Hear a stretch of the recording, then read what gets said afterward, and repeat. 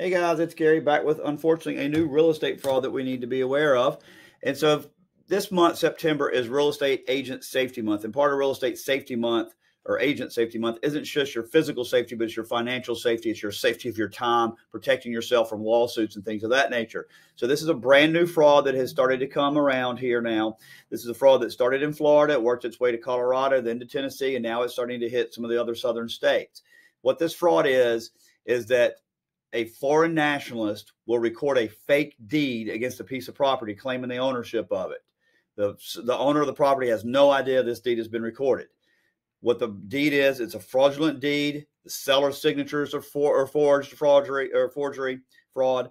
The witnesses are fake. The notary's fake. Everything about the deed is fake, but the deed's getting recorded. Then what happens is this person from another country contacts a real estate agent to list this property. All the contacts are through internet. It's all going to be email or telephone calls, but nothing in person, no video or anything. They get you to list the property. They sell the property. The funds are then wired to the seller, who is a fake seller.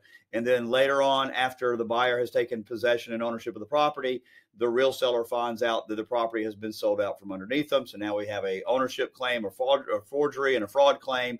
And it becomes a title insurance issue as to who the real property owner is. You now get embroiled in this issue because they want to interview you and find out what you knew and how you came about these clients and so forth. And did you do all the necessary steps to ensure that this was a real transaction? So let me tell you the red flags to look for. The red flag to look for, number one, is it's a foreign nationalist who isn't going to be communicating with you other than email, most likely only through email or text messages.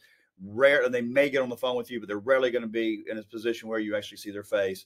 That they have owned the property for a very short time, and the property is almost always vacant land or a vacant home. All right. When you start seeing those issues, this is a red flag moment that you should talk to your closing attorney and let them know, hey, this person hasn't owned the property, but very short period of time. I've never met the person. It's all been done over the internet through either email, text messages, or video conferencing, but very rarely, if ever, have I ever seen their face. And they're selling a property that's vacant. Those should be all the red flags you need to know that this might be fraudulent, because what's going to happen is hopefully the closing attorney is going to do a title search. And when they see that this person hasn't owned title for very long, they're going to actually do a little bit more digging and find out that this may be fraudulent. That's why we get title insurance. That's why you always tell your client to get title insurance. Title insurance protects against these type of issues.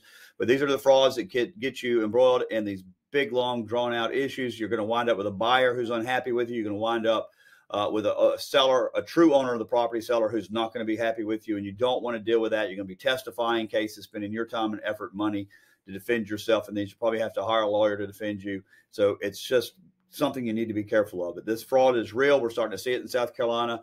Again, look for those red flags. Somebody who's not from this country. It's a foreign nationalist. You're not communicating with them other than by email or text, most likely, maybe video conferencing, but most likely the video is not going to be on. The property has been recently acquired, and we're going to find that the property is mainly vacant or just vacant land. When you see those issues, red flag, pick up the phone, call the lawyer, and have them pull some deeds.